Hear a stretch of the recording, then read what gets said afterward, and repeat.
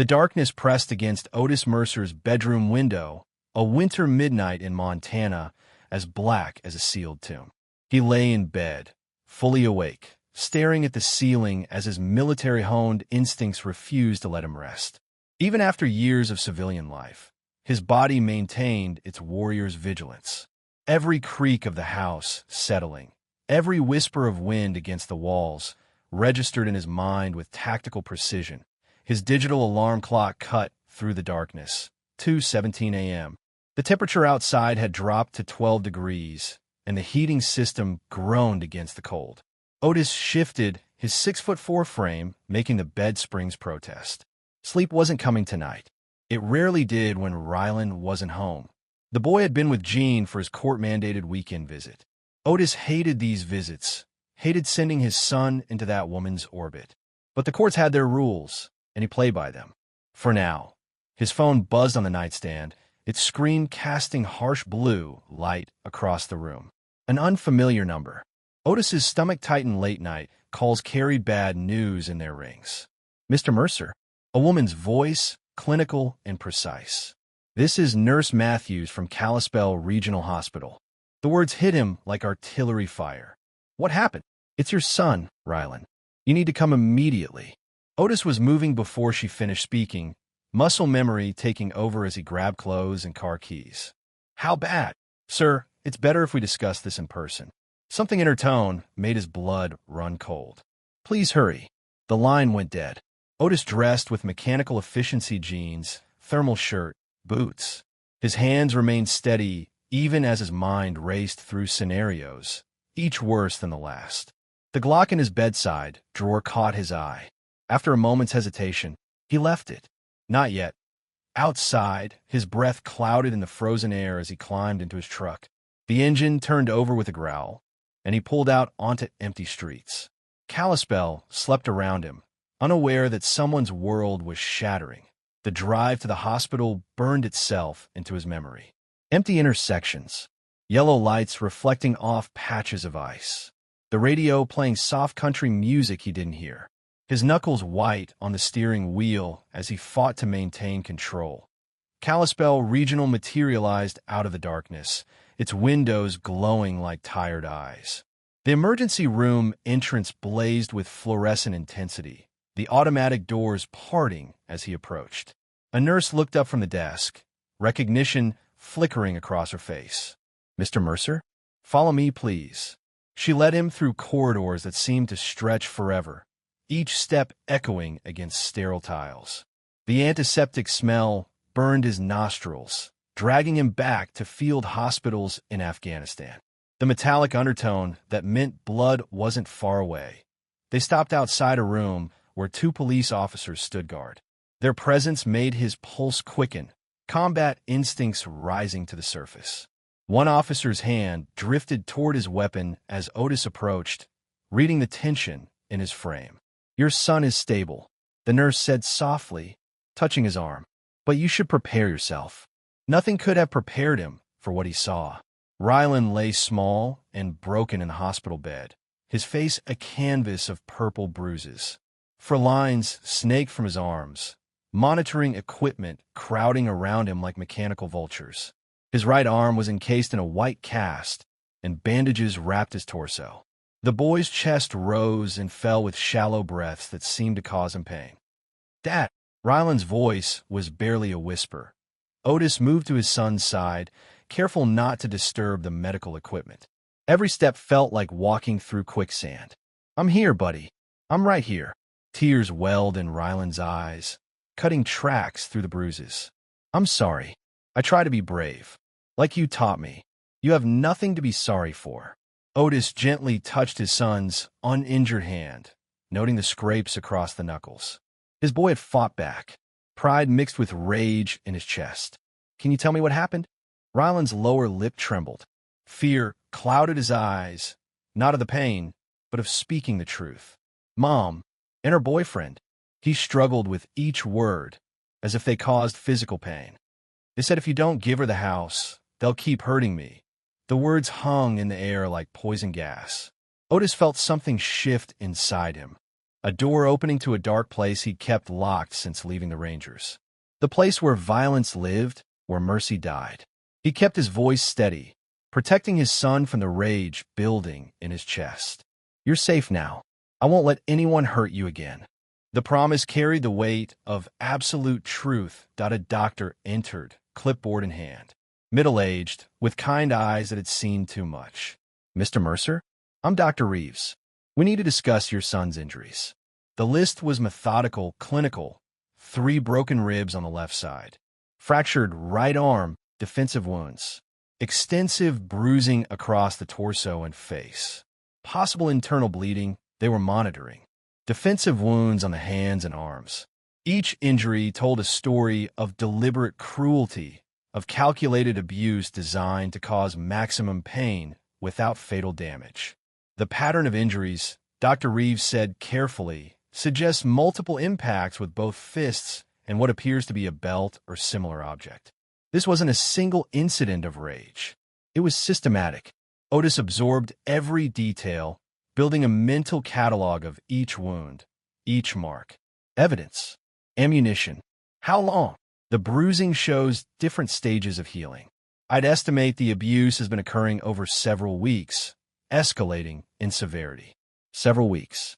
The words hit Otis like physical blows. His son had been suffering, and he hadn't known. Hadn't protected him. "The police will want to take your statement," Dr. Reeves added, glancing at the officers outside. "But your son needs rest first.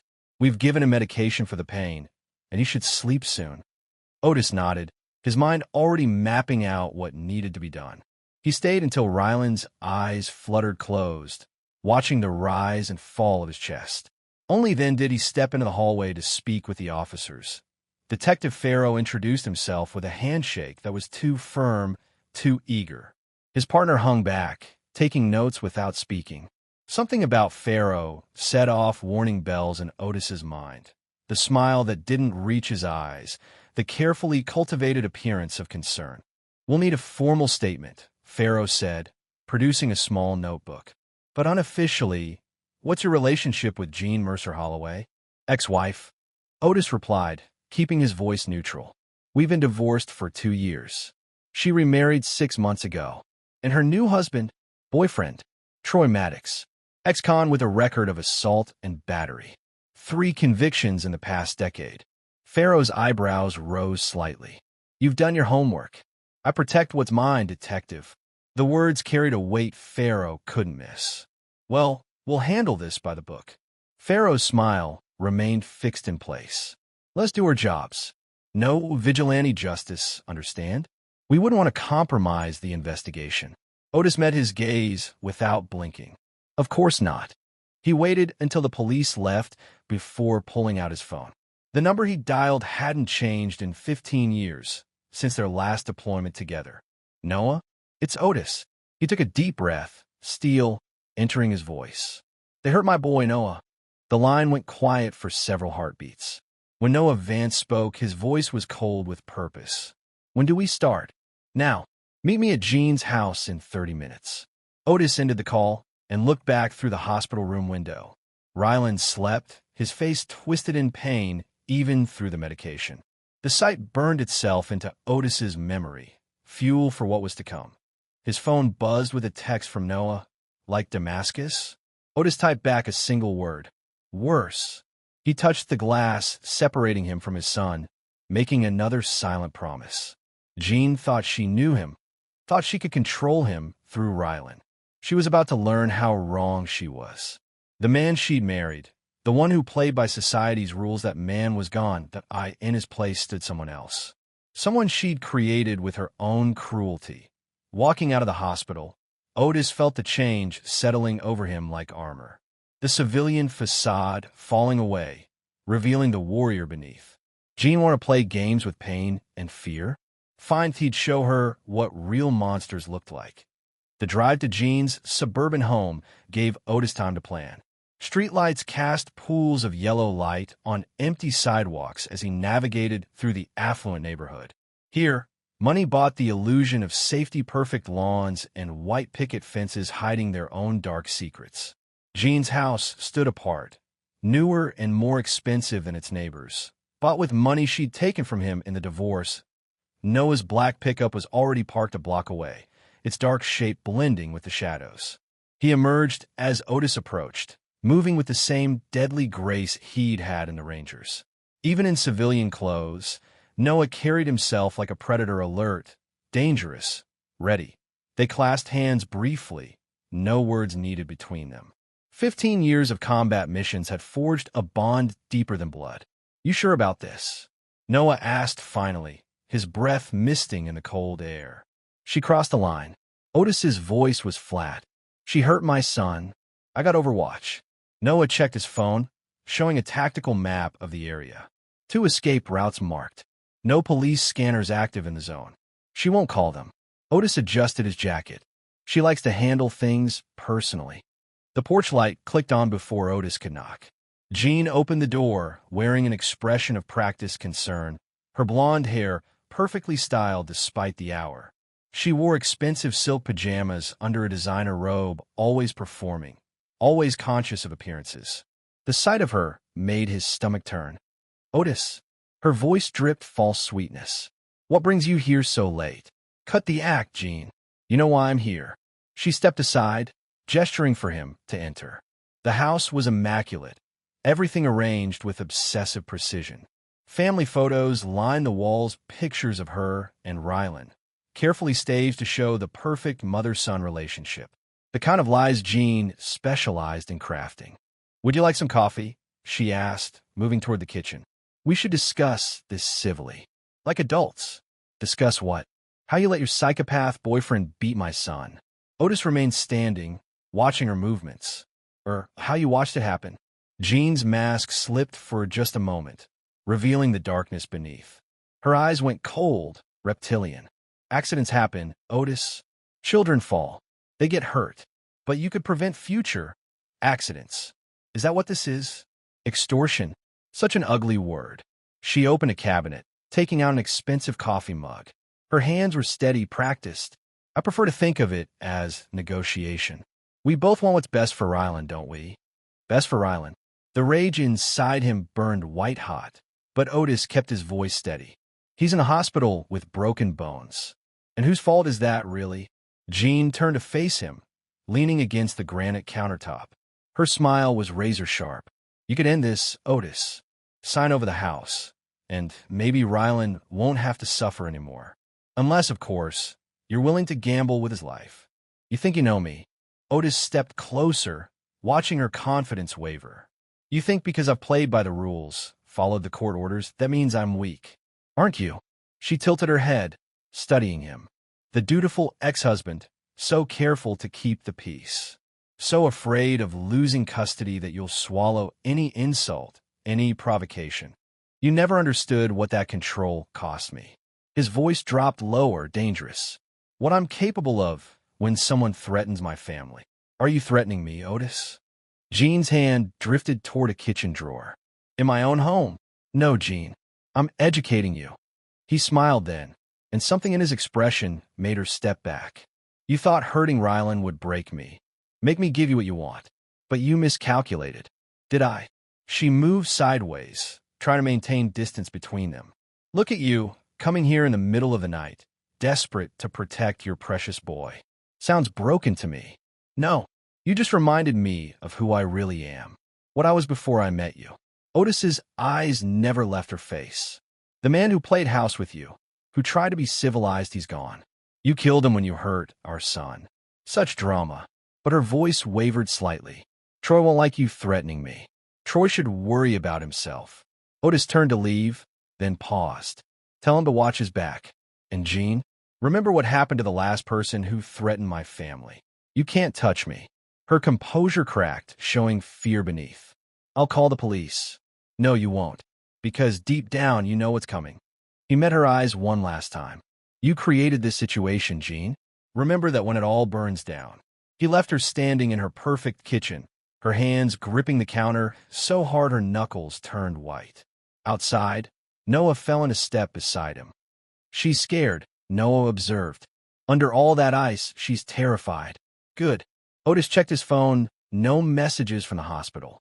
It's about time she understood fear. They walked in silence, frost crunching under their boots. The night felt different now, charged with purpose. "She'll warn Troy," Noah said as they reached their vehicles. "Let her. It won't matter." Noah nodded, understanding in his eyes. "Your place?" "Yeah. Time to wake up some old ghosts." They drove separately, taking different routes in case Jean had someone watching. Otis's house was an older ranch-style home set back from the road, surrounded by trees. Private, defensible. He'd chosen it for those qualities after the divorce. Inside, Otis led Noah to the basement. The gun safe looked ordinary enough, but behind it lay another door, hidden in the wall. The cash hadn't been touched in years, but everything remained exactly as they'd left it.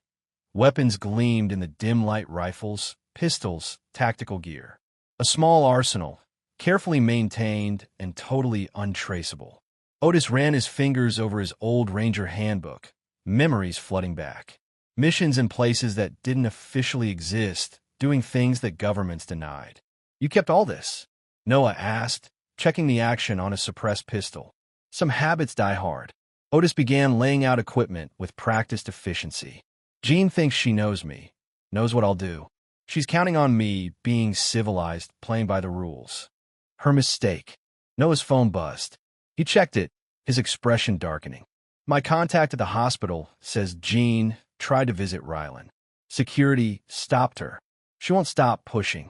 Otis loaded a magazine, the sound precise and familiar. "So we push back harder, until she understands exactly what kind of devil she created." Noah nodded, falling easily into their old rhythm. "Just like Damascus? Worse than Damascus." Otis checked another weapon. This time it's personal. They worked through the night, planning, preparing. Each piece of equipment checked and rechecked. Maps spread out, escape routes marked, contingencies planned. This wasn't rage driving them, it was cold, methodical purpose. When dawn broke over the Montana mountains, Otis stood at his kitchen window, watching the light paint the snow blood red. His phone chimed a text from the hospital. Rylan was awake, asking for him. "I need to see my son," he told Noah. "Then we start." Noah nodded, understanding in his eyes. "I'll make some calls, set things in motion. By tonight, we'll know every move Troy makes, every place he goes." "Good." Otis grabbed his keys. "Because this ends one way, with them understanding exactly what happens when you hurt my family." He left Noah working, driving back to the hospital as the town began to wake. The morning felt cleaner somehow, sharper. Purpose had replaced panic, cold determination pushing aside fear. Jean had made a fatal mistake, thinking she could control him through Rylan. Instead, she'd awakened something she couldn't possibly understand. Something that had been sleeping since he'd left the service, since he'd tried to be the man she wanted. That man was dead now. In his place stood someone else, someone she'd created with her own cruelty. By the time this was over, she'd understand exactly what that meant. The basement air grew thick with purpose as Otis and Noah transformed the space into a command center. Maps covered one wall, satellite images of Kalispell, street layouts, terrain surveys. Each marked with precision, showing escape routes, choke points, surveillance positions. This wasn't revenge they were planning. This was war. "Your contact's still active at the county records office?" Otis asked, marking another point on the map. Noah nodded, checking his encrypted phone. She sent Troy's complete file. 3 assault convictions, 2 domestic violence charges dropped when witnesses disappeared. He passed the phone to Otis. "Look at the pattern." The mugshots told a story. Troy aging through the system, each photo showing a man who grew more confident in his violence. The latest charge was from 8 months ago, right around when he'd started dating Jean. "He likes to hurt women," Otis said, studying the reports. "Children, too. Makes him feel powerful. Until someone stronger comes along." Noah's voice carried the weight of experience. "Remember Kandahar? That warlord who specialized in trafficking kids?" Otis remembered. Some missions weren't officially sanctioned, but they were necessary. That particular target had disappeared without a trace. Sometimes justice needed to operate in the shadows. Jean knew what he was when she brought him into Rylan's life. Otis moved to the weapons cache, selecting tools with deliberate care. She knew his history. She's using him. Noah pulled up more data on his laptop. Troy's just muscle. Gene's the real threat. Always has been. Otis checked the action on a suppressed Glock. Muscle memory taking over. I saw it too late the first time. Won't make that mistake again. They worked in comfortable silence, falling into rhythms established through years of combat operations. Noah handled electronic surveillance, setting up monitoring systems that would track their targets' movements. Otis focused on tactical planning, mapping out scenarios and responses. Your med contact sent Ryland's full report, Noah said after a while, his voice tight with anger. X-rays show old fractures, partially healed. This wasn't the first time. Otis's hands stilled on the weapon he was cleaning. How long? Based on bone healing rates? At least 2 months. They've been hurting him and covering it up. Noah turned the laptop so Otis could see. Look at the bruise patterns. Professional work, designed to cause pain without leaving obvious marks. The rage that had been simmering in Otis's chest crystallized into something colder, more focused. Troy's done this before. It's in his file, beating kids where it doesn't show. Gene knew that when she chose him. She's playing a longer game. Noah pulled up property records. That house you bought together? Its value tripled after the tech company announced their new campus nearby. She wants it back. Using Ryland as leverage, Otis moved to the planning table, spreading out surveillance photos. She always did know how to hurt people where they're weakest. Noah watched his friend work, recognizing the transition happening. The civilian facade falling away, revealing the operator underneath. They'd seen it before, in men pushed too far. Damascus Protocol? Noah asked quietly. Otis nodded. With modifications. This isn't about a quick kill. It's about dismantling their world piece by piece. The Damascus Protocol had been their unit's specialty. Systematic destruction of enemy infrastructure, physical and psychological. Breaking an opponent's will to fight before landing the final blow. Troy first. Otis continued, marking locations on the map. He runs illegal fights out of that bar on the east side. Takes bets, deals drugs on the side. It's his power base. Take that away. He's just another thug. Noah pulled up blueprints of the bar. But he's got connections. Local muscle, corrupt cops, including Detective Farrow. Otis tapped the officer's photo. My source at the station says he's on Troy's payroll. Takes money to look the other way. They spent the next hour building target packages, detail files on everyone in Troy and Gene's orbit. Corrupt officials, criminal associates, anyone who helped them hurt Ryland. Each one a pressure point waiting to be exploited. Otis's phone buzzed another update from the hospital. He read the message, his expression hardening. Gene tried visiting again. Brought a court order this time, claiming parental rights. He showed Noah the text. Hospital security held firm, but she's escalating. She won't stop pushing. Noah checked his weapon. You know that. No. Otis moved to the gun safe, entering a complex combination. That's why we end this now. The safe opened to reveal a hidden compartment. Inside lay specialized equipment from their final mission items that officially didn't exist. Tools designed for the kind of work governments denied. These aren't registered, Noah observed, examining a customized rifle. Neither are we after tonight. Otis began assembling his kit with practiced efficiency. Once we start, there's no going back. You sure about this? Noah's answer was to check his own weapon. They hurt your boy. That makes it personal for both of us. The brotherhood forged in combat didn't end with discharge papers. Some bonds went deeper than blood or law. They spent the next hour going over contingencies. Escape routes, safe houses, emergency protocols. Everything planned with military precision. This wasn't about revenge. Revenge was emotional, messy. This was about surgical removal of a threat. Troy's got fight night tonight, Noah said, checking surveillance feeds on his laptop. Runs till midnight. He always stays late to count money. Good. Otis studied the bar's layout again. We start with his power base. Hit his income, his reputation. Make him feel vulnerable. Then we isolate him from his protection. Noah marked police patrol routes on the map. Farrow's working tonight. We'll need to work around his schedule. Let him work. Otis's smile was cold. By the time he responds, there won't be anything left to protect. They synchronized watches, checking equipment one final time. Each piece chosen with purpose, nothing traceable. The kind of tools that would leave Troy's empire in ashes without leading back to them. One last thing. Otis moved to a locked cabinet, removing a small case. Inside, lay syringes filled with clear liquid. Insurance. In case things get complicated. Noah recognized the contents as something else from their last mission. The kind of insurance that left no traces in an autopsy. This isn't just about stopping them, Noah realized. You're going to destroy them completely. They hurt my son. Otis's voice was ice. Everything they built, everything they care about, it all burns. Until they understand exactly what they created when they crossed that line. The basement felt different now, charged with lethal purpose. This wasn't the angry father from the hospital or the controlled ex-husband from Jean's house. This was something else, something forged in combat zones and sharpened by betrayal. Otis checked his phone one last time, a picture of Ryland from happier days. The boy's smile, unmarked by fear or pain, reminded him why this was necessary. Time to move, he said, securing his equipment. Like old times, Noah replied, falling into formation. They climbed the basement stairs in silence, each step taking them further from the civilian world and deeper into familiar darkness.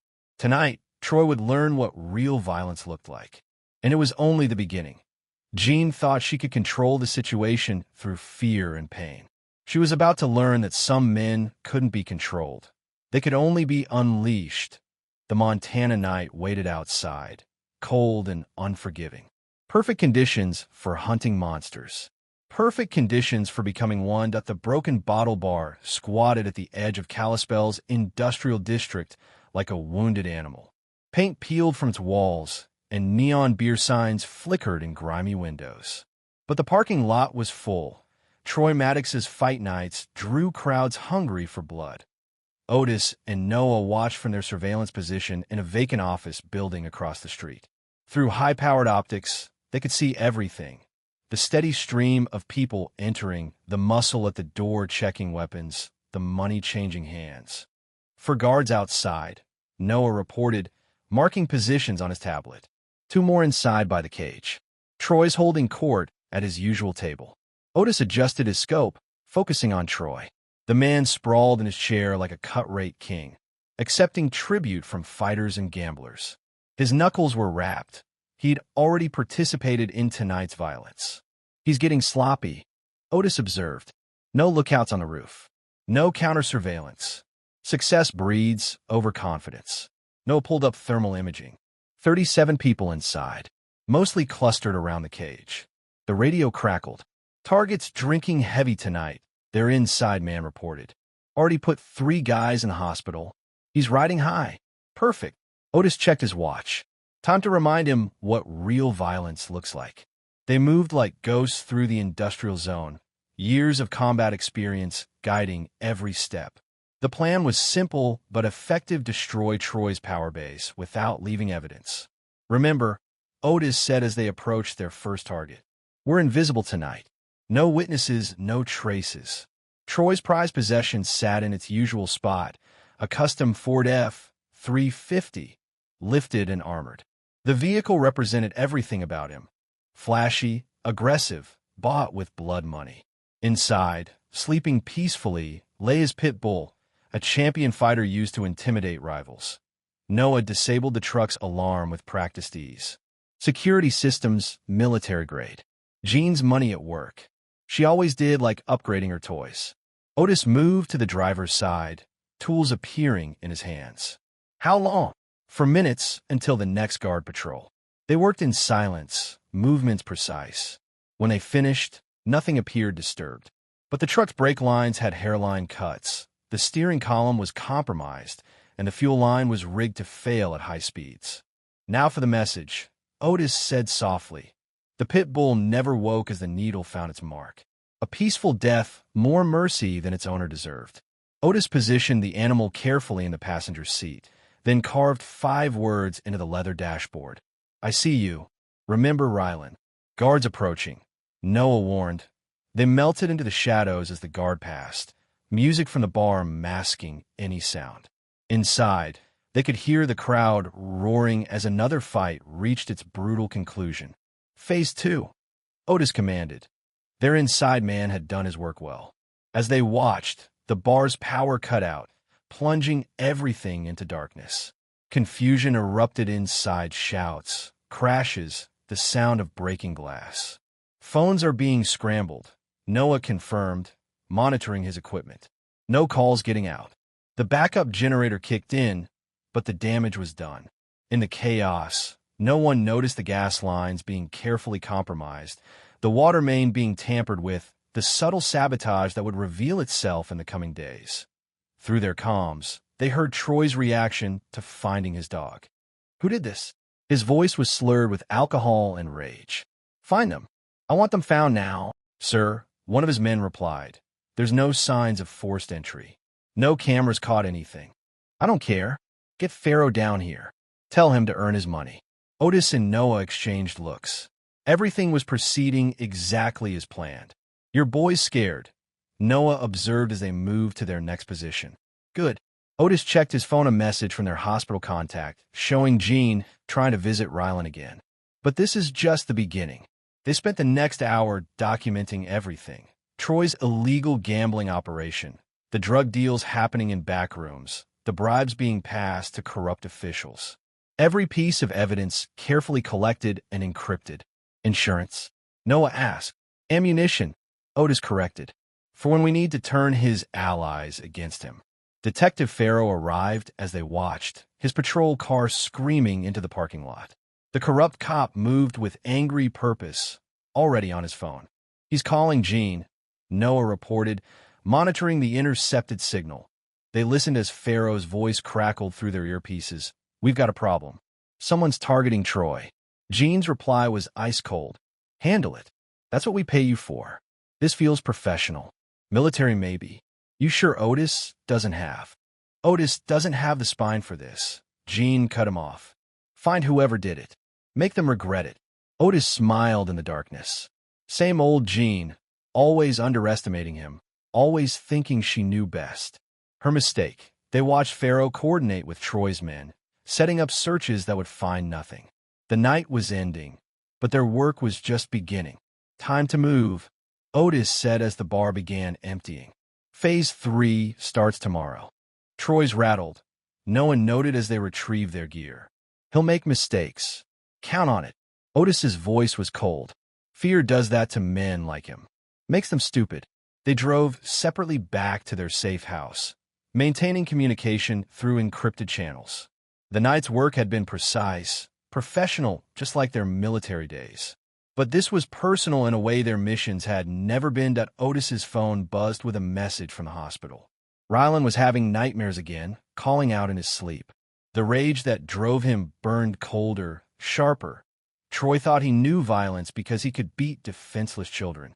Jean thought she understood power because she could manipulate and hurt. They were about to learn how wrong they were. Real violence wasn't about brute force. Real power wasn't about causing pain. It was about precision. Control. The systematic dismantling of everything your enemy held dear. And Otis was just getting started. Update from my contact at the station. Noah reported as they regrouped. Troy's pulling in favors, trying to find us. He's offering money for information. Let him spend it. Otis began planning the next phase. Every resource he wastes is one more weakness we can exploit. He's calling in muscle from Missoula. Professional tough guys. Good. Otis's smile was predatory. More witnesses for what's coming. They spent the rest of the night monitoring their surveillance feeds, watching Troy's world begin to crack. The fear was spreading through his organization, whispers about ghosts in the night, about someone methodically hunting them. Boss, one of Troy's lieutenants said, his voice caught on their directional microphones. Maybe we should back off. Just give Mercer what he wants. The sound of flesh hitting flesh echoed through their earpieces. We don't back off, Troy snarled. We hit back harder. Find his kid. Send him home in pieces. Otis's expression didn't change, but the temperature in the room seemed to drop. Record that, he told Noah. Add it to the evidence file. Already done. Noah's fingers moved across his keyboard. Want me to send it to Pharaoh? Not yet. Let them think they're still in control. Dawn was approaching, painting the Montana sky in shades of blood and gold. They'd struck the first blow, planted the first seeds of fear. Now it was time to water them with precision and pain. Get some rest, Otis told Noah. Tomorrow we escalate. But sleep wouldn't come easy. Not with Ryland's bruised face haunting him. Not with the knowledge that Jean and Troy were still breathing free air. They thought they knew what was coming. Thought they could prepare for it. They were wrong. This wasn't about revenge anymore. It was about justice. The kind that couldn't be found in courtrooms or prison cells. The kind that came in the night, wearing a father's face and carrying a warrior's weapons. Troy had learned the first lesson about fear tonight. Tomorrow, he'd learn about pain. And after that, Jean would learn what happened when you created a monster you couldn't control. Morning brought no peace to Kalispell Regional Hospital. Otis sat beside Ryland's bed, watching his son struggle through another nightmare. The boy's face twisted in fear, his good hand clutching the sheets. Dad! Ryland's eyes snapped open, wild with panic. Are you really here? I'm here, buddy. Otis leaned forward, keeping his voice steady. You're safe. Mom was here. In my dream. Ryland's voice shook. She was smiling, but her eyes were wrong. A nurse appeared in the doorway, holding a package. Mr. Mercer? This came for Ryland. Otis intercepted the delivery before it reached his son. No return address, but he recognized Jean's elegant handwriting. Inside lay a child's drawing pad and colored pencils. What is it? Ryland asked. Nothing important. Otis tucked the package away, but not before seeing what Jean had drawn disturbing sketches of Ryland hurt, bleeding, broken. Each one signed Love, Mommy, in flowing script. His phone buzzed. Noah's message was brief. She's escalating. We need to talk. I'll be right back, Otis told his son. Need to speak with the doctors. In the hallway, he found Noah waiting by the coffee machine. His friend's expression was grim. She's been busy, Noah said, showing him surveillance photos. 3 more packages sent to different hospital departments, all addressed to Ryland. Contents, same sick artwork, plus something new. Noah pulled out his phone. She's sending messages to the nurses. Playing concerned mother, claiming you're the abusive one. Otis's jaw tightened. She's trying to control the narrative. It gets worse. Noah's voice dropped lower. My contact at the house says she broken while you were here. Left something in Ryland's room. They drove to Otis's house in tense silence. Everything looked normal from outside, but they both knew better than to trust appearances. The security system showed no breaches. Every lock was intact. But Jean had always been good at getting what she wanted. Ryland's room looked exactly as they'd left it, except for one detail. On the bed lay his favorite stuffed animal, a brown bear he'd had since birth. Now it was mutilated, stuffing spilling from precise cuts. A note pinned to its chest read, "Nowhere is safe." Professional work? Noah observed, examining the cuts. Surgical precision. She's sending a message. Otis picked up the bear, remembering how Ryland used to sleep with it every night, showing she can get to him anywhere. There's more. Noah pointed to the walls. Hidden behind posters, Jean had carved messages into the drywall. Mommy loves you, and you belong to me, repeated in neat rows. Otis's phone rang Detective Farrow's number. Mr. Mercer. Farrow's voice oozed false concern. We found some concerning evidence about Ryland's injuries. I need you to come to the station. What evidence? Let's discuss it in person. Unless you have something to hide, I'll be there in 30 minutes. Otis ended the call, turning to Noah. They're making their move. It's a trap, Noah warned. Jean's trying to shift blame, get you arrested. I know. Otis smiled coldly. But she's not the only one who's been gathering evidence. At the police station, Farrow waited in an interview room, a thick file on the table before him. 2 other officers stood guard, trying to look intimidating. Thanks for coming in. Farrow gestured to a chair. We have some questions about your relationship with Ryland. Do you? Otis sat calmly. Or did Jean pay you to ask them? Farrow's smile slipped slightly. We have witnesses placing you at the scene when Ryland was injured. Really? The same witnesses who saw Troy beating him? The ones you paid to stay quiet? Careful, Mr. Mercer. Farrow leaned forward. Accusations against a police officer are serious. So is taking bribes to cover up child abuse. Otis placed a USB drive on the table. Want to see your account numbers? The payments from Troy? The text messages coordinating cover-ups. The color drained from Farrow's face. Where did you get that? I protect my son, detective. Something you forgot when you took their money. You're bluffing. Am I? Otis stood slowly.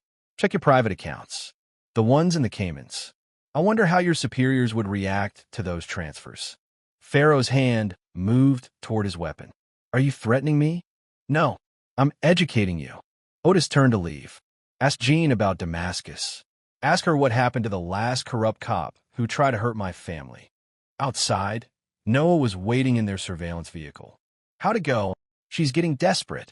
Otis checked his phone, more messages from the hospital about Jean's psychological warfare. Using Farrow to try to get custody. Want me to release the evidence? Not yet. Let her think she's winning. They drove past the hospital, watching Jean's black Mercedes pull into the parking lot. She stepped out wearing expensive clothes, playing the part of concerned mother perfectly. Security won't let her in, Noah assured him. She's not trying to get in. Otis watched her perform for witnesses, crying crocodile tears for smartphones recording her distress. She's building a case. Poor mother denied access to her injured son. Smart play. She always was good at manipulation. Otis's voice hardened, but she made a mistake going after Rylan this way. Back at their safe house, they monitored the day's developments. Jean's psychological attacks continued, more drawings sent to Rylan, more staged scenes of maternal concern, more whispered accusations about Otis to hospital staff. She's trying to break him, Noah observed, watching surveillance feeds. Death by 1,000 cuts. I know. Otis cleaned his weapons with mechanical precision. That's why we moved tonight. Troy's Fight Club. No, something more personal. Otis showed him surveillance photos of Troy's private gym. He works out alone after midnight. No witnesses. You're going to make it hurt. I'm going to make it educational. Otis checked his tactical gear. He needs to understand consequences. As night fell, they prepared for the next phase. Jean's psychological warfare had escalated the timeline, but that only made things clearer. No more subtle messages. No more warnings. Otis's phone chimed with another hospital update. More of Jean's artwork had arrived, pictures of Rylan broken and bleeding, each one more detailed than the last. She won't stop, Noah said quietly. No. Otis loaded his weapons with cold precision. That's why we end this tonight. They moved through the darkness like ghosts, leaving Jean to play her psychological games. She thought she was in control, thought she could break them through fear and pain. She was about to learn the difference between inflicting pain and understanding it, between causing fear and mastering it. Tonight, Troy would learn what real violence felt like. And after that, Jean would learn what happened when you pushed a warrior too far. When you hurt the one thing he'd die to protect. She wanted to play games with pain? Fine. Class was in session. Midnight painted Kalispell's hiking trails in shades of silver and black. A half-moon hung above the mountains, providing just enough light for hunting. Otis and Noah moved through the forest with practiced silence, approaching Troy's private training spot. Targets alone, Noah reported through their comm link. 2 miles into his usual route. They'd studied Troy's habits meticulously. Every night after the fights, he'd run these trails, a ritual he thought made him tough. Tonight would teach him different lessons about toughness. Remember, Otis's voice was cold in the darkness. This isn't quick. This is education. They split up, taking parallel paths through the woods. Troy's running footsteps echoed ahead, heavy and confident. The sound of a man who'd never faced real predators. Otis clicked his radio, twice the signal. Noah's voice crackled back. In position. Troy rounded the bend, breath steaming in the cold air. He wore expensive running gear and carried himself with the arrogance of someone used to being feared. That would change. The first warning came as a whisper through the trees. You hurt my son. Troy spun, fist raised. Who's there? You beat a child. Otis's voice seemed to come from everywhere. Made yourself feel strong. Mercer. Troy pulled out a pistol, sweeping it in wild arcs. That you tough guy? Finally grew some spine. Put the gun down, Troy. It won't help you. Yeah. Troy fired 3 shots into the darkness. Come out and face me like a man. The gun disappeared from his hand, stripped away so fast he barely felt it.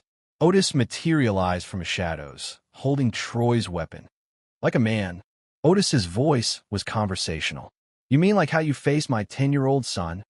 Troy swung a wild punch. Otis caught his fist and twisted, bringing the larger man to his knees with mechanical precision. You're making this harder than it needs to be. Otis applied more pressure, feeling tendon strain. We're going to have a conversation about consequences. I'll kill you. Troy tried to rise, but a boot to his spine put him back down. You think you scare me? No. Otis released him, stepping back. Not yet, but I will. Troy scrambled up, spitting blood and rage. Jean was right about you. Weak, pathetic, playing by the rules while real men take what they want. Real men. Another blow put Troy back on his knees. Real men don't hurt children. Your kid. Troy laughed through bloody teeth. Should have heard him scream. Should have seen him beg. The words hung in the frozen air. Otis's expression didn't change, but the temperature seemed to drop. Thank you, he said softly. For what? For removing all doubt. Otis nodded to Noah, who emerged from the tree line. For making this easy. What followed wasn't a fight. It was a dismantling. Every blow calculated. Every strike meant to cause maximum pain without unconsciousness. Otis moved with surgical precision, breaking Troy down piece by piece. The ribs first, Otis explained calmly, demonstrating. Just like you did to Rylan. Feel that? That's what you did to my son. Troy tried to block, to counter, but his street fighting was useless against military precision. Each attempt to defend himself was turned into another lesson in pain. The arm next. Otis trapped Troy's limb, applying careful pressure. Exact same spot you broke his. Listen for the snap. Please. Troy gasped as the bone gave way. I'm sorry. No. Otis's voice remained steady. You're not sorry you hurt him.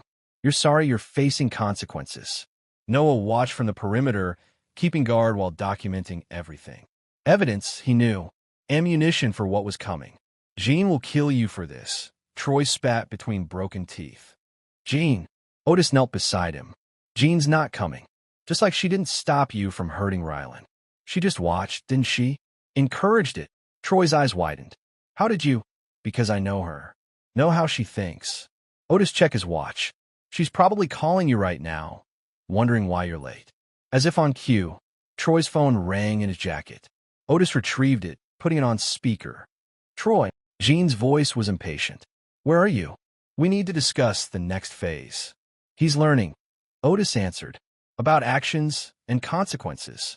The line went silent for 3 heartbeats. Otis. Hello, Jean. Troy can't talk right now. He's understanding what real pain feels like. If you hurt him like you hurt our son. Otis's voice carried Arctic chill.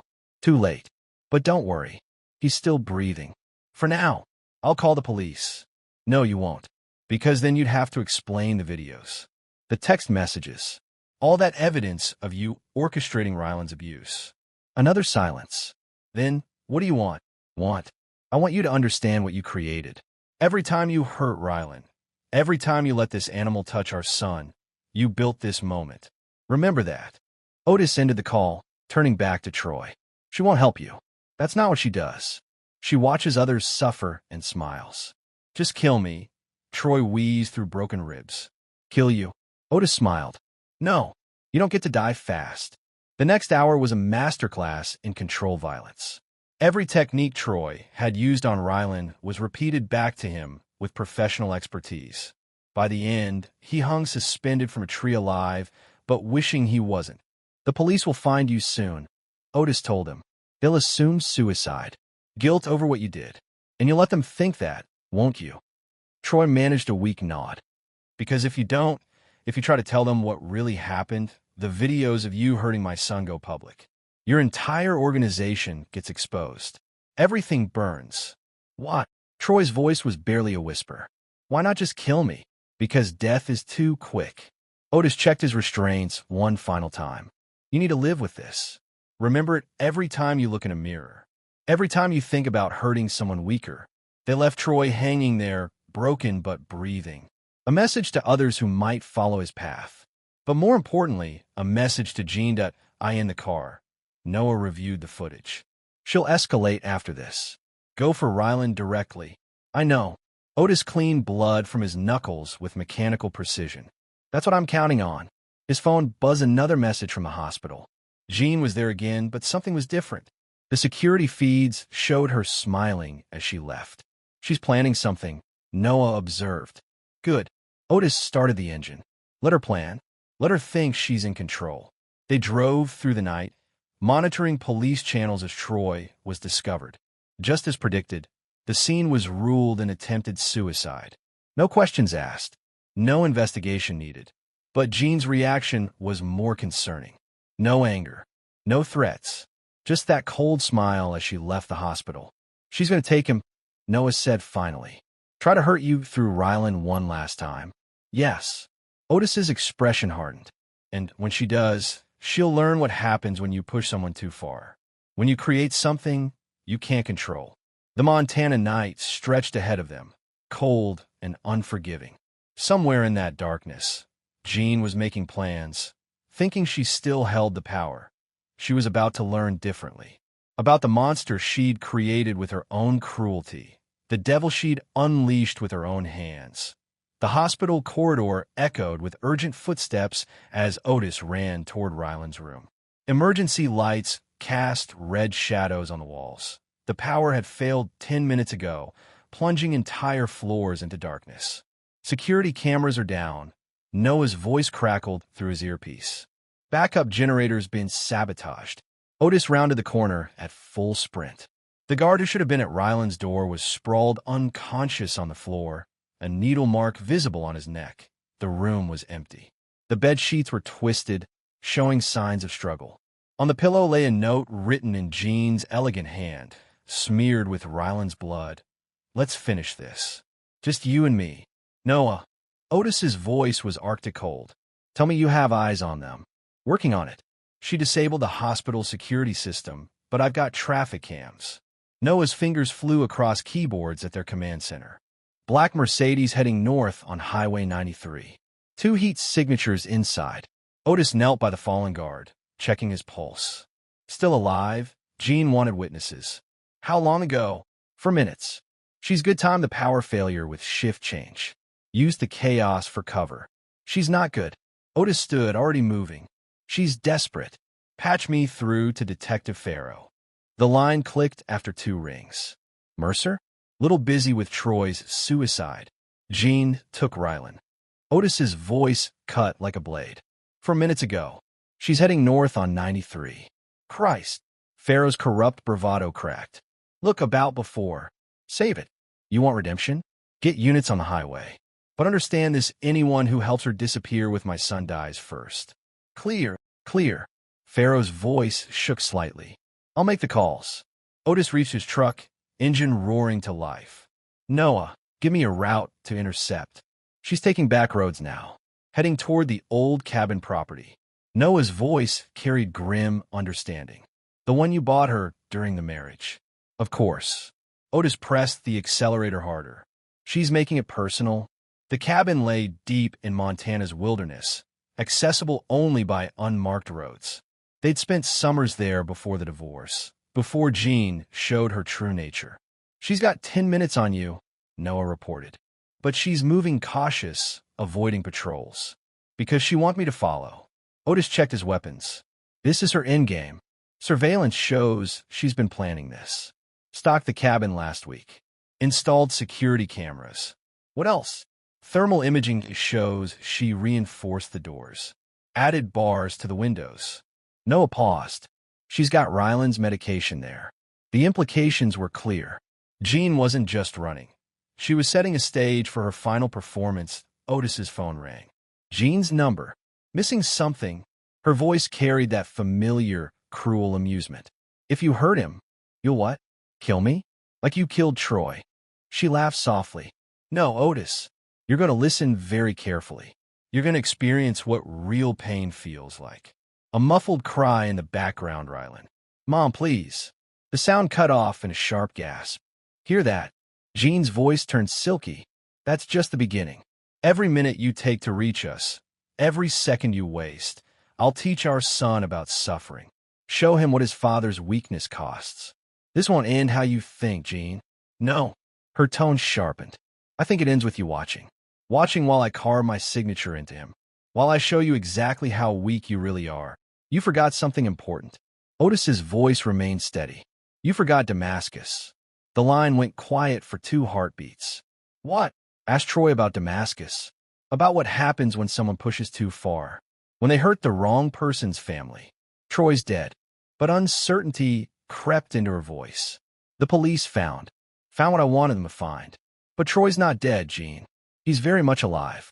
Broken, but alive. Learning what happens when you cross certain lines. You're bluffing. Check your phone. I'm sending you proof right now. Noah transmitted the video. Troy in the hospital, wrapped in casts and bandages, whispering his confession to the police. Explaining how guilt over hurting Rylan drove him to attempt suicide. Impossible. Jean's composure cracked. You couldn't. I warned you. Otis guided his truck onto the unmarked road leading to the cabin. I told you what would happen if you hurt my boy. Now you'll learn what that warning meant. I'll kill him. Hysteria edged into her voice. I swear I'll. No, you won't. Because now you're starting to remember. Starting to understand what you created.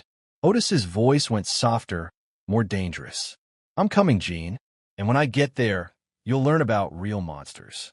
He ended the call as the cabin came into view. Light blazed from its windows, creating harsh shadows in the surrounding forest. Thermal shows 3 heat signatures, Noah reported. Jean's in the main room. Rylan's in the back bedroom. One more signature I can't identify. She brought backup. Want me to call in tactical support? No. Otis parked out of sight, checking his equipment. This ends personal. Just her and me. She's unstable. Unpredictable. Good. Otis moved through the trees like a ghost. Fear makes people stupid. Makes them make mistakes. The cabin security cameras were easy to spot amateur work, covering obvious angles. Jean thought like a civilian, focusing on entry points and windows. She'd forgotten how many other ways a trained operator could enter a building. Noah, kill the power. Give me 30 seconds of darkness. The cabin plunged into black as Otis moved. Inside, he heard Jean's frustrated scream, followed by Rylan's muffled cry. You can't stop this, Otis. Jean's voice echoed through the cabin. You're still the same weak man who couldn't keep his family together. Otis didn't respond. Didn't need to. Actions would speak louder than words. In the darkness. Jean was about to learn the difference between causing pain and understanding it. Between inflicting fear and mastering it. She thought she'd created a monster she could control. She was wrong. Montana wilderness stretched dark and infinite around the cabin. Otis moved through the shadows with lethal purpose, every step calculated. Behind him, Noah maintained communication silence, watching thermal feeds for movement. The cabin's windows blazed with harsh light, creating a false island of warmth in the cold night. Jean had chosen this battleground carefully, isolated, defensible, loaded with memories. The perfect stage for her final performance. Movement inside. Noah whispered through the calm. Jean's pacing in the main room. Rylan's heat signature shows elevated heart rate. Otis touched his earpiece. The 3rd signature, stationary by the back door. Arm. She hired muscle. Want me to take them? No. Otis checked his equipment one final time. She needs to understand. Really understand what she created. Through the cabin's windows, they could see Jean moving restlessly. She held something in her hands, a knife, blade catching light as she gestured. You're out there, aren't you? Her voice carried through the walls. Watching, planning. Tell me, Otis, does it hurt? Knowing your son is crying for you. A muffled sound from the back room. Rylan trying to call out through whatever gag she'd used. Shut up. Jean's voice cracked with rage. You don't get to speak unless I say. Otis's radio crackled. Police bands active, Noah reported.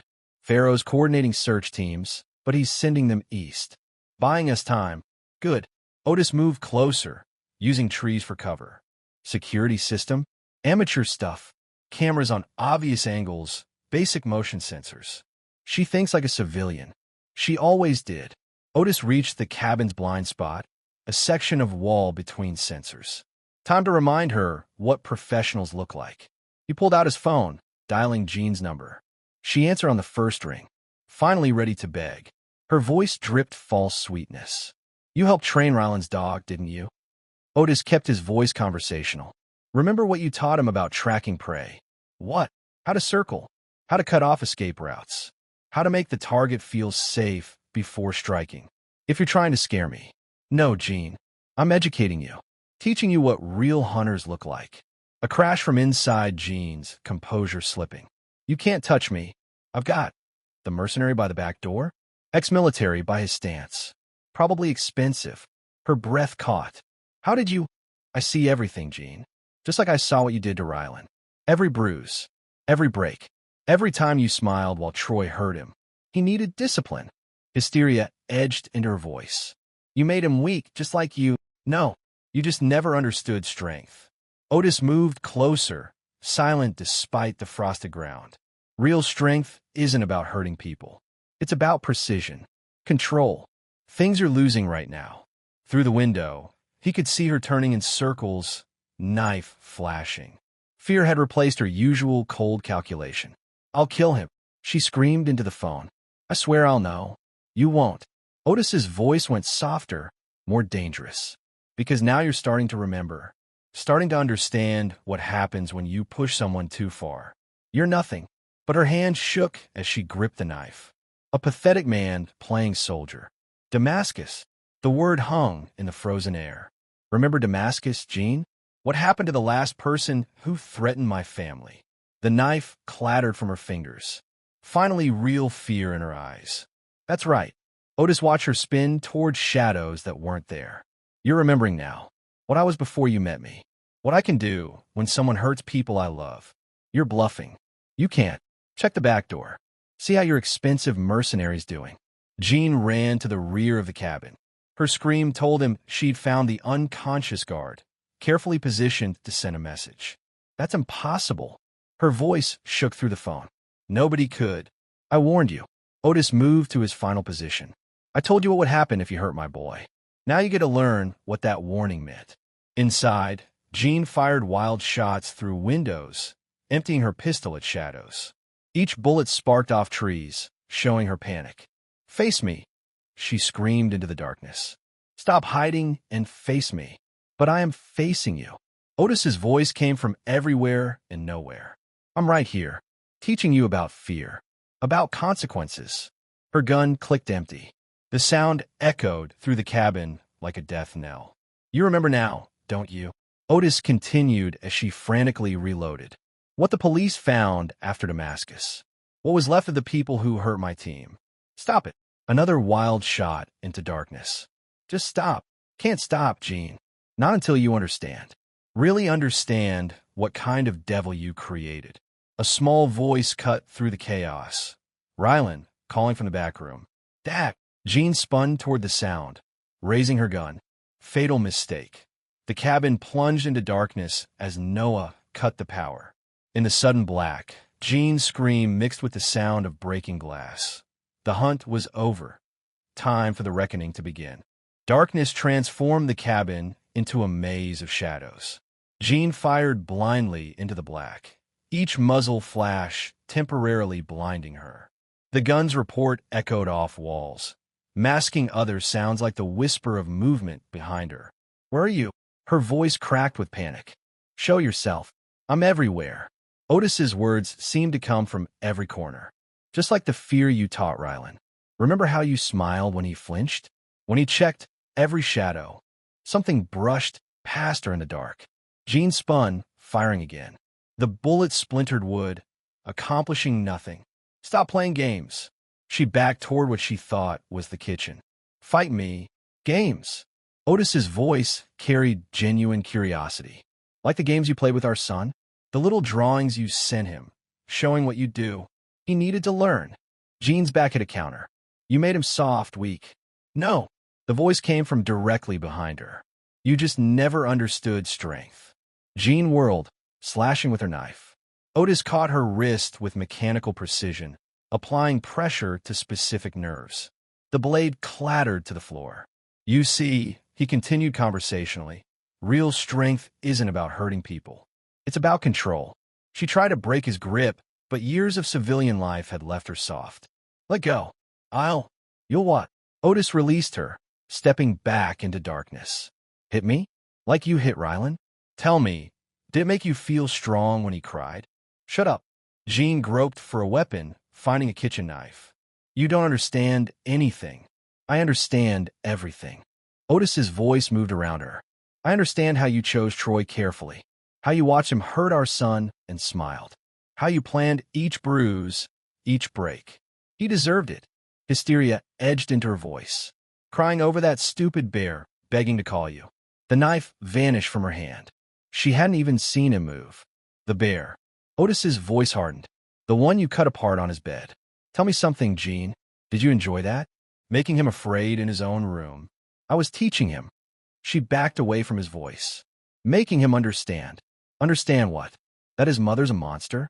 That the person who should love him most enjoys his pain. A sound from the back room made them both turn. Rylan, still calling for his father. Don't you dare. Jean started toward the sound, but invisible hands caught her. He's mine. My son. No. Otis spun her against a wall, finally letting her see him clearly. You lost that right when you hurt him, when you chose cruelty over love. She stared into his eyes, seeing something that made her blood run cold. Not rage, not hatred, just cold professional purpose. What are you going to do? Her voice shook slightly. Kill me, kill you. Otis smiled, and the expression made her flinch. No, Jean. Death is too quick. You're going to live. Live, and remember what happens when you hurt my family. She tried to knee him, but he moved like water, turning her own momentum against her. She crashed into furniture, disoriented. You can't do this. Panic replaced her usual control. I'll tell everyone. The police. Like Detective Farrow. Otis's voice carried almost gentle amusement. The one who's already confessed to taking bribes? To covering up child abuse? You're lying. Check your phone. The video's already gone viral. Troy's confession, too, such a touching story about guilt driving him to attempt suicide. Jean fumbled with her phone, seeing the truth in headlines and shared videos. Her carefully built world crumbling with each swipe. No. The phone slipped from nerveless fingers. This isn't possible. But it is. Otis moved through shadows like a ghost. Everything you built, every piece of power you thought you had, it's all gone. Your reputation, your freedom, everything. I'll find a way. She grabbed another knife from the counter. I always find a way. Not this time. Otis disarmed her with insulting ease. This time you learn about consequences. About what happens when you push someone too far. A noise behind her made Jean spin. Noah stood in the doorway to Rylan's room, the boy safely behind him. Dad. Rylan's voice was small but steady. It's okay, buddy. Otis never took his eyes off Jean. Close your eyes for a minute. This won't take long. You can't take him. Jean launched herself forward, all pretense of control gone. He's mine. Mine. What followed wasn't a fight. It was a lesson in helplessness. Every move she made was countered. Every attack turned against her. Otis moved with surgical precision, never hurting her, just demonstrating how completely powerless she was. See, his voice remained calm throughout. This is what Rylan felt, what you made him feel. Helpless, afraid, unable to stop what was happening. Please, she gasped as another attack failed. I'm his mother. No. Otis caught her final desperate swing. You're just a monster who hurt him. The devil who taught him about pain. And now, he smiled that terrible smile again. Now you learn about pain yourself. Jean saw something in his expression that broke her completely. Not violence, not revenge, just the absolute certainty that her world was ending. What are you going to do to me? I told you you're going to live. Live and watch as everything you built crumbles. As every person you hurt testifies. As every crime you committed comes to light. He released her, stepping back. Jean slumped to the floor, Her perfect mask finally shattered. Take him then. Her voice was empty. Take everything. No, Jean. You don't understand. Otis moved to his son, gathering him close.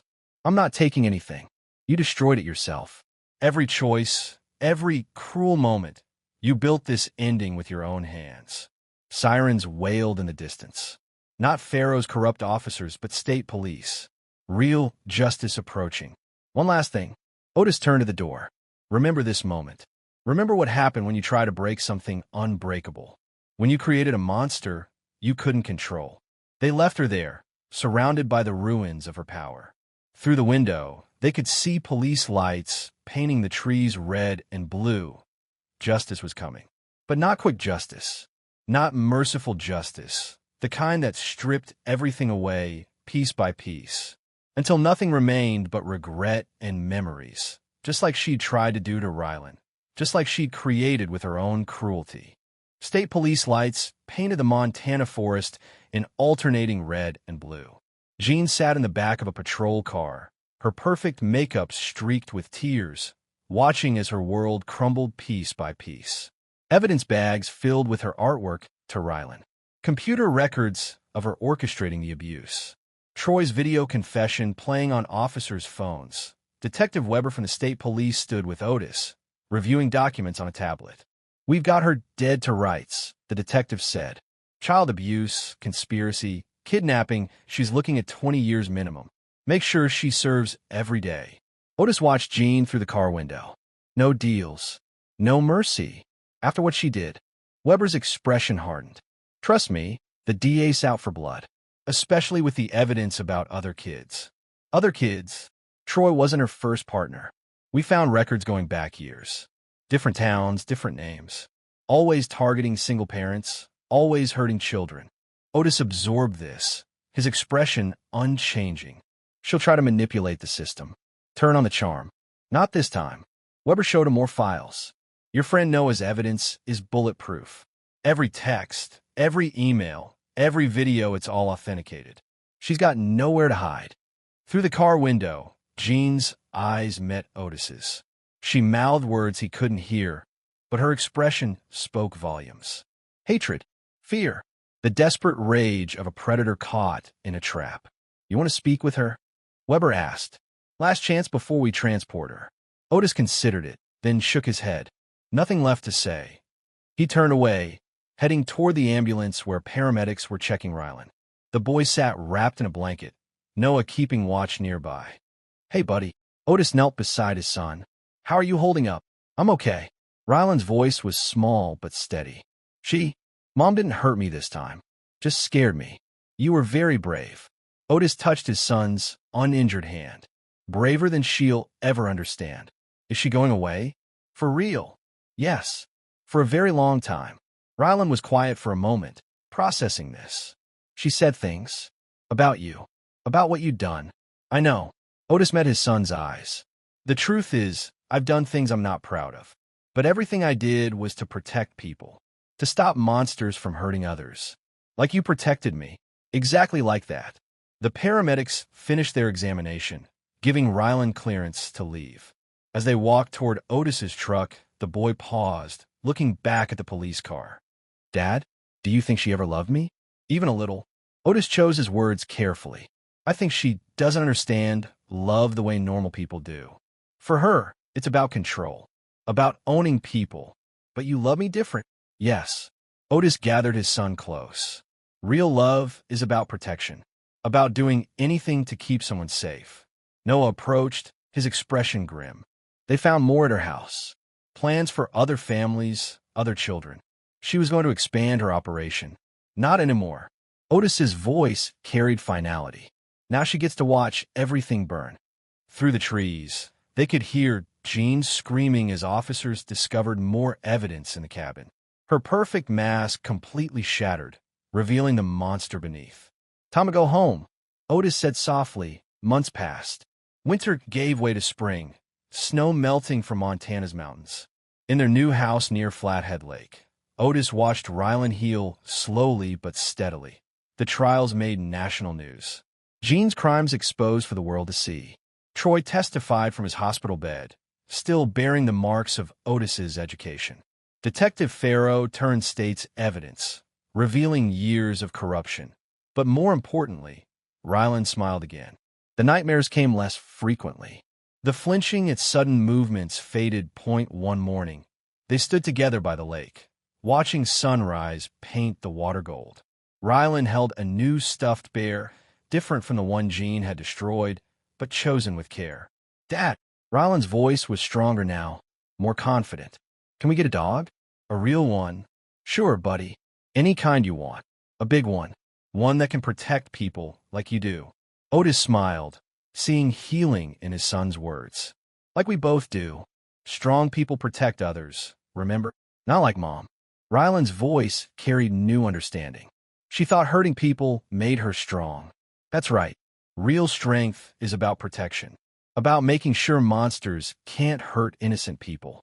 They skipped stones across the lake's surface, each ripple carrying away more of the past's poison. Somewhere in a maximum security prison, Jean sat in isolation, writing letters that would never be delivered, plotting schemes that would never work. She'd created this ending with her own cruelty, built it piece by piece with every bruise, every cruel word, every moment of pain inflicted on an innocent child. The monster she tried to create had turned on her instead, shown her what real strength looked like. What happened when you push someone too far? "Dad!" Ryland's voice pulled him back to the present. "Are you okay?" "Yes, buddy." Otis gathered his son close. "Just thinking about choices." "What kind of choices?" "The kind that change us. Make us stronger or weaker, better or worse." Ryland considered this with the simple wisdom of children, like choosing to protect people instead of hurt them. Exactly like that. They stood together, watching the sun climb higher. Behind them, their new home waited, secure, peaceful, free from shadows. Noah would visit later, bringing books and games, helping build new memories to replace the old. Life would go on. Wounds would heal, but some lessons would remain, carved deep in bone and memory. Real monsters didn't hide under beds or in closets. They wore familiar faces and kind smiles. Real strength wasn't about causing pain. It was about preventing it. And sometimes, when you tried to break something unbreakable, you only succeeded in forging it stronger, in creating something beyond your control, that a protector instead of a victim, that a warrior instead of target, that a devil of your own making, come home to roost. The antique clock in the hallway chimed 6 times, its sonorous tones echoing through the emptiness of the Wright residence. Sophia stood before her bedroom mirror, methodically applying mascara while studying her reflection. At 34, she still turned heads. Her blonde hair fell in carefully styled waves. Her green eyes sparkled with a vitality that belied her inner restlessness, and her fitted black dress spoke of both success and careful cultivation of image. She hadn't heard Sebastian leave for work that morning. These days, their schedules rarely aligned, a circumstance she'd orchestrated with deliberate precision. Her husband's absence had become a comfort rather than a void, like finally being able to breathe after wearing a corset for too long. The buzz of her phone interrupted her morning routine. Lucas's name appeared on the screen, sending a familiar thrill through her body. Their digital exchanges had become a dance of desire and secrecy, each message a step closer to their next encounter. "Missing you," his text read. "Dinner tonight?" Sophia's lips curved into a smile as she typed back, "Sebastian has a late meeting with clients. I'll be there at 7. She paused, finger hovering over the screen, then added, "With that blue shirt I like." His response came instantly, "Anything for you, beautiful." The exchange left her feeling light, almost giddy. Lucas had that effect on her, making her feel young, desirable, alive in ways that her marriage hadn't in years. She returned to her makeup routine, this time paying extra attention to the subtle details that Lucas always noticed downstairs. She moved through their kitchen with practiced efficiency, brewing coffee she wouldn't drink, leaving dirty dishes in the sink to maintain the illusion of a normal morning routine. Sebastian's coffee mug sat unused in the dish rack, a silent reminder of their growing distance. When had they last shared breakfast? She couldn't remember, and the realization brought neither guilt nor regret. Her phone chimed again, but this time it was Sebastian. "Hope you have a good day." Love you. Sophia stared at the message, at its painful predictability. Even his texts were boring. The same phrases, the same sentiments, as reliable and uninspiring as retirement plans or weather forecasts. She left it unanswered, slipping the phone into her purse as she headed for the garage. The day at her real estate office crawled by with excruciating slowness. Each client meeting felt like an exercise in patience. Each phone call an obstacle between her and evening. By 5 o'clock, she was practically vibrating with anticipation. "Heading out, Mrs. Wright?" Her assistant, Claire, asked as Sophia gathered her things. "Yes, I have a dinner meeting." The lie came easily practiced. "Could you make sure those Thompson contract revisions are on my desk first thing tomorrow?" "Already done." Claire smiled, efficient as always. "Have a good evening." The drive to Lucas's apartment complex took exactly 23 minutes in evening traffic. Sophia had timed it repeatedly, knowing precisely how to pace her arrival to avoid any nosy neighbors who might recognize her car. The familiar flutter of excitement built in her stomach as she pulled into the underground parking garage. Choosing her usual spot behind a concrete pillar, Lucas answered his door, wearing the requested blue shirt, its fabric stretching appealingly across his broad shoulders. His dark hair was slightly damp from a recent shower, and his cologne, something expensive and masculine, filled her senses as he pulled her inside. "You're early," he murmured against her neck, hands already working at the zipper of her dress. "Couldn't wait," she breathed, fingers tangling in his hair as his lips found that sensitive spot below her ear. "Missed you." Their passion had an edge of desperation to it, as if each encounter might be their last. Clothes marked a trail from his entryway to the bedroom, breadcrumbs of their desire scattered across his polished hardwood floors. Lucas's touch was demanding, possessive, everything Sebastian's wasn't.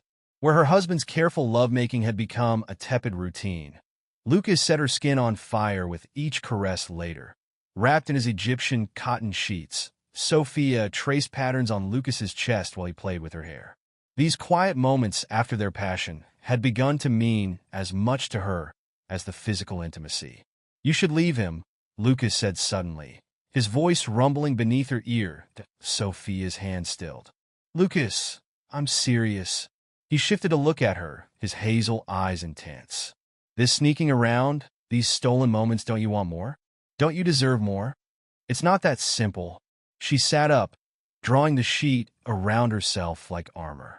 "There's the house, our investments, 15 years of shared life, all of which can be divided by lawyers." Lucas followed her up, his frustration evident in the set of his jaw. "You don't love him, Sophie. You haven't for years, if you ever did. You don't know that, don't I?" His laugh held no humor. "You're here in my bed, wearing lingerie you bought for me to take off.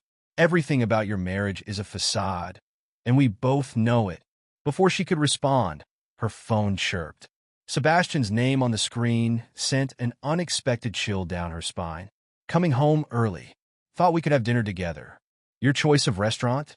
"Fuck," Sophia muttered, already sliding out of bed. "He's coming home early." Lucas watched her with a mixture of amusement and irritation as she gathered her scattered clothes. The dutiful wife returns to her cage. "Don't start." She shot him a warning look while shimming into her dress. "Not everyone can live as freely as you do. That's because not everyone is brave enough to claim what they want." He stood, unashamedly naked, and helped with her zipper. "One day, Sophie, you'll have to choose between the life you pretend to want and the one you actually do." His words followed her down the elevator and into her car, echoing uncomfortably in her mind. The drive home was a blur of streetlights and racing thoughts. She hadn't expected Sebastian home early. He never came home early. 15 years of marriage had taught her his patterns, made him predictable. This deviation sent warning signals through her mind. Relief flooded through her when she pulled into their driveway and found it empty. Another text from Sebastian waited on her phone, stuck in traffic. "Home in 30. The house was dark and quiet when she entered, exactly as she'd left it that morning. Sophia moved through the rooms quickly, turning on lights, creating the illusion of having been home for hours. Her heels clicked against the hardwood floors as she climbed the stairs, Headed for a quick shower to wash away the evidence of her afternoon, she was reaching for the bedroom light switch when a sound stopped her. The soft creak of leather from Sebastian's reading chair by the window. Her hand froze midair as her eyes adjusted to the darkness. Sebastian sat perfectly still, his figure a darker shadow among shadows. He didn't speak, didn't move, just watched her with an intensity she'd never felt from him before. "Sebastian?" Her voice sounded strange, too high, too breathless. "You scared me. Why are you sitting in the dark?" When he didn't respond immediately, she reached again for the light switch. His voice stopped her. "Don't." One word, spoken softly, but it froze her in place. Something in his tone, something she'd never heard before, raised goosebumps along her arms. "Sebastian, what's going on? I thought you were stuck in traffic." "Did you?" Now he moved, reaching slowly for the lamp beside his chair. Light bloomed in the room, revealing his face calm, composed, utterly devoid of its usual warmth. His eyes moved from her face to her neck, where she suddenly remembered Lucas had left his mark. "How long?" The question came out measured, controlled, like a doctor inquiring about symptoms that Sophia's mind raced through possible responses, possible explanations, possible lies. But something in Sebastian's expression told her the time for lies had passed. "How long?" Each word carried the weight of steel, the precision of a surgeon's blade. "Sebastian, I can explain. I saw you." His interruption was quiet, but sharp enough to cut glass. "Today. With him. In his bed." His eyes never left her face. "So I'll ask one more time. How long have you been sleeping with Lucas?" The world tilted beneath her feet. Sebastian had seen them, had followed her, had watched as she betrayed their marriage vows in the most intimate way possible. 6 months, she whispered, the truth falling from her lips before she could stop it. Sebastian nodded slowly, as if confirming something he'd already known. He stood, smoothing his slacks with careful hands that she noticed didn't shake at all. Without looking at her again, he walked to the door. "Where are you going?" Panic edged into her voice. This wasn't how she'd expected him to react. Where was the anger, the hurt, the desperate pleading she'd anticipated? He paused in the doorway, his back straight and rigid. "I need some air." His voice remained eerily calm, devoid of any emotion she could grasp onto. "Sebastian, wait. We should talk about this." "I never meant to." He turned then, and something in his eyes made her step back.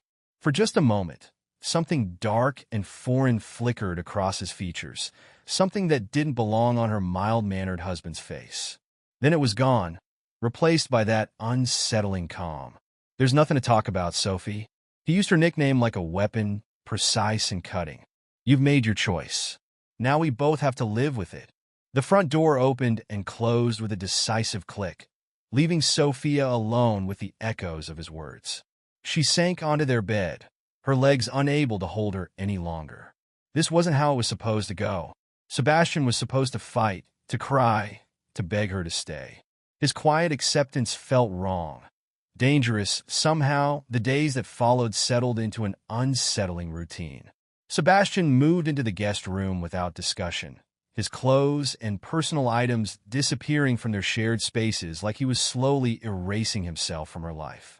They existed in the same house, but in different orbits. Careful never to intersect, when they did occasionally cross paths, Sebastian maintained that same eerie calm. He spoke only when necessary, his words polite but empty of warmth. He came and went like a ghost, his presence in their home barely registering except for the subtle signs of his passage.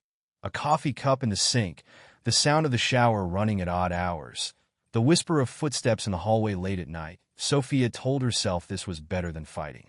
Told herself his passive acceptance proved what she'd always known, that he was too weak to stand up for himself, too spineless to demand what he deserved.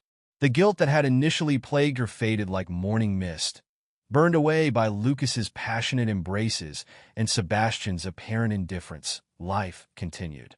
She worked, met Lucas whenever possible, and ignored the growing distance between her and Sebastian.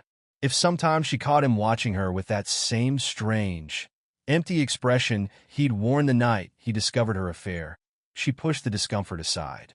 If occasionally she woke in the night to find him standing in the hallway, staring at nothing, she told herself it was just his way of coping. Then came the morning that changed everything. The knock on her office door was sharp, authoritative. Two men entered without waiting for her response. One tall and broad-shouldered with graying temples, the other younger with watchful eyes that missed nothing. "Mrs. Wright." The older man spoke first. "I'm Detective Christian Walker, and this is Officer Julian Morris. We need to ask you a few questions." Something in their expressions sent ice through her veins. "What is this about?" Detective Walker pulled out a small notebook. "When was the last time you saw Lucas Matthews?" The question hit her like a physical blow. "What?" "Lucas Matthews," Officer Morris repeated, his tone carefully neutral. "We understand you know him." "Ah, yes." Sophia's hands trembled slightly as she folded them on her desk. "We're friends. I saw him 3 days ago." "Why?" The detectives exchanged glances that made her stomach clench. "Mr. Matthews' body was discovered this morning," Detective Walker said, watching her reaction closely. "In a cabin outside the city." The world narrowed to a pinpoint of light. "Body." The word felt foreign on her tongue. "He was murdered, Mrs. Wright."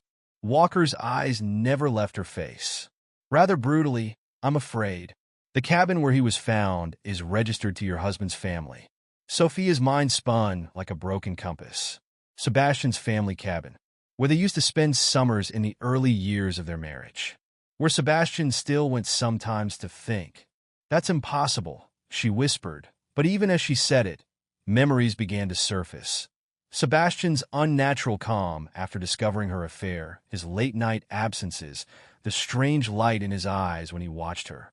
"We'll need you to come with us," Officer Morris said, "to identify the body and answer some questions." The drive to the cabin passed in a blur of pine trees and mounting dread. Sophia's thoughts raced between denial and dawning horror. Lucas couldn't be dead. And even if he was, Sebastian couldn't. He wouldn't. But as she stood in the cabin's bedroom, staring at the blood-stained sheets and the evidence markers scattered like yellow confetti, reality crashed over her in waves. The police spoke around her, describing what they'd found, but their words washed past her unheard. All she could see was the violence painted across the room. Violence that spoke of rage, of hatred, of a darkness she'd never suspected lurked beneath Sebastian's quiet exterior. "Mrs. Wright?" Detective Walker's voice cut through her thoughts. "Are you sure you want to see the body?" She nodded numbly. They led her to another room where a sheet-covered form lay on the floor. With clinical precision, they pulled back the sheet. Sophia's knees buckled. Lucas's face was almost unrecognizable, twisted in a final expression of terror and agony. The rest of him, she turned away, retching. "Take your time," Officer Morris said, his tone gentler now. "We know this is difficult." When she could speak again, Sophia forced herself to look at the detective. "You think my husband did this?" "We're exploring all possibilities," Walker replied carefully. "But we need to know where you were 3 nights ago." The question struck her like a slap. "You think Your fingerprints are all over the cabin, Mrs. Wright, including on items in this room." Walker pulled out his phone. "We also have text messages between you and the victim. Quite explicit ones. And a witness placed your car near here the night of the murder." Sophia's world tilted again. Text messages? Her car? That was impossible. She hadn't been anywhere near the cabin when understanding dawned like ice water in her veins. Sebastian, who had access to her phone while she slept. Sebastian, who knew her passcodes, who could have sent messages in her name. Sebastian, who had seemed so calm, so accepting of her betrayal. She looked back at Lucas's body, at the savage violence that had ended his life, and remembered the strange light she'd seen in her husband's eyes the night he discovered their affair. Not weakness, not acceptance planning. "Mrs. Wright," Officer Morris said, "I'm afraid you'll need to come with us to the station." As they led her to the police car, Sophia caught a glimpse of Sebastian standing in the driveway. He was talking to another officer, his expression concerned, helpful, perfectly normal. But when his eyes met hers for just a moment, she saw it again, that flash of something dark and satisfied. Then he turned away, and Sophia understood with perfect clarity that her quiet, unassuming husband had orchestrated her nightmare with meticulous precision. He hadn't forgiven her betrayal, that he'd just been planning his revenge. The interrogation room surrounds Sophia with its harsh fluorescent lights and bare concrete walls, creating a stark contrast to the life of privilege she left behind. The metal chair beneath her feels cold through her wrinkled designer dress, the same one she wore when they brought her in 2 days ago. Detective Walker spreads crime scene photos across the table with deliberate slowness, each image a fragment of the nightmare her life has become. The photos show different angles of the cabin's interior: blood-spattered walls, overturned furniture, signs of a violent struggle that ended in Lucas's death. "Walk us through this again, Mrs. Wright," Walker says, his tone carrying that specific blend of authority and faux sympathy she's come to recognize. "Start with how you met Mr. Matthews." Detective Walker repeats, his weathered face illuminated harshly by the fluorescent lights. Sophia draws a shaky breath, her manicured nails digging into her palms. "We met at a real estate conference in March. His firm was handling commercial properties in the area." "And when did your relationship become intimate?" Officer Morris asks from his position by the door, his pen poised over a notepad. "I don't see how that's relevant to—" "Everything's relevant, Mrs. Wright," Walker interrupts, sliding another photo forward. This one shows Lucas's body, twisted and broken on the cabin floor. "A man is dead. A man you were intimately involved with. So I'll ask again, when did your relationship cross that line?" Sophia stares at the photo, her stomach churning. "May. It started in May. And your husband knew about the affair?" "He found out a month ago." The memory of Sebastian's face that night sends a chill down her spine. "He came home early, caught us together." "How did he react?" Morris's pen scratches against paper. "He didn't." Sophia frowns, remembering. "He just walked away. Didn't say a word." Walker exchanges a glance with Morris. "That must have seemed strange. Most men would have reacted differently." "Sebastian isn't most men." The words come out before she can stop them, carrying more truth than she'd realized. "Tell us about the cabin, Mrs. Wright." Walker spreads out more photos, exterior shots of the rustic building nestled among pine trees. "When was the last time you were there?" "I haven't been to the cabin in months." "Not since—" She stops, realizing her mistake too late. "Not since when?" "Not since last summer." "With Sebastian?" Walker's smile doesn't reach his eyes. "That's interesting. Because we have witnesses who place your car on Lakeside Road, the only access to the cabin, 3 nights ago. The night Lucas Matthews was murdered." "That's impossible. I was home that night." "Can anyone verify that?" Sophia opens her mouth, then closes it. Sebastian had been at his charity event. She'd been alone, or at least she thought she had been. "Your fingerprints are all over the cabin, Mrs. Wright, including on the murder weapon." Walker produces another photo, a heavy brass fireplace poker, its end darkened with dried blood. "Care to explain that?" "I used it before when we'd visit the cabin. For the fireplace. But I didn't." "We also found traces of blood in your car trunk," Morris interjects. "The lab confirms it matches Mr. Matthews." The room spins slightly. "I want my lawyer." "That's your right." Walker gathers the photos unhurriedly. "But consider this. Right now, every piece of evidence points to you. Every single one. Maybe it's time to tell us what really happened that night." The holding cell they place her in measures exactly 8 steps by 6. Sophia counts them repeatedly during her first night, trying to focus on anything except the images of Lucas's broken body. The thin mattress crackles with every movement, stuffed with material that feels like dried corn husks. A steel toilet sits behind a half-wall that offers more suggestion than reality of privacy. Sleep comes in fitful bursts, broken by nightmares of blood and betrayal. In each dream, Sebastian watches from the shadows, his face carrying that same eerie calm she'd seen the night he discovered her affair. Morning brings her court-appointed attorney. Marcus Harrison looks fresh from law school, his eager expression at odds with the gravity of her situation. He spreads files across the visitation room table, organizing them with nervous energy. They have a strong circumstantial case. He begins adjusting his wire-rimmed glasses. "The forensics team found significant evidence linking you to the crime scene." "I didn't kill him." Sophia leans forward, her voice urgent. Someone is setting me up. Someone. Harrison's pen taps against the table. You mean your husband? He's not what people think. The way he reacted when he found out about Lucas. It wasn't normal. According to witness statements, Mr. Wright appeared devastated but controlled. Several colleagues mentioned he threw himself into work, attended counseling. It was an act. Sophia runs her hands through her tangled hair. Everything about Sebastian is calculated. Always has been. Harrison studies her with a mix of sympathy and skepticism.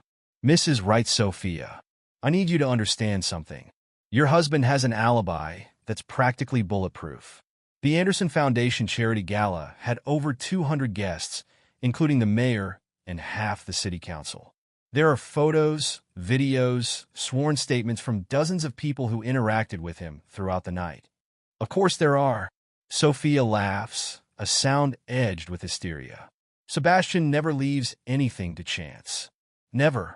Memories surface unbidden, moments she dismissed over the years that now take on darker significance. Sebastian documenting everything in his little notebooks, recording conversations word for word. His habit of studying people, noting their patterns and routines. The way he could recall exact details from events years past. Tell me about your marriage, Harrison prompts, pulling out a fresh legal pad. Sophia stares at her hands, at the wedding ring she still wears. We met in college. He was different, quiet but intense. He noticed everything, remembered everything. I used to joke that he had a computer for a brain. And when did things change? They didn't, not really. I changed. She swallows hard. I got bored. Sebastian was so predictable. Always the same routines, the same careful planning.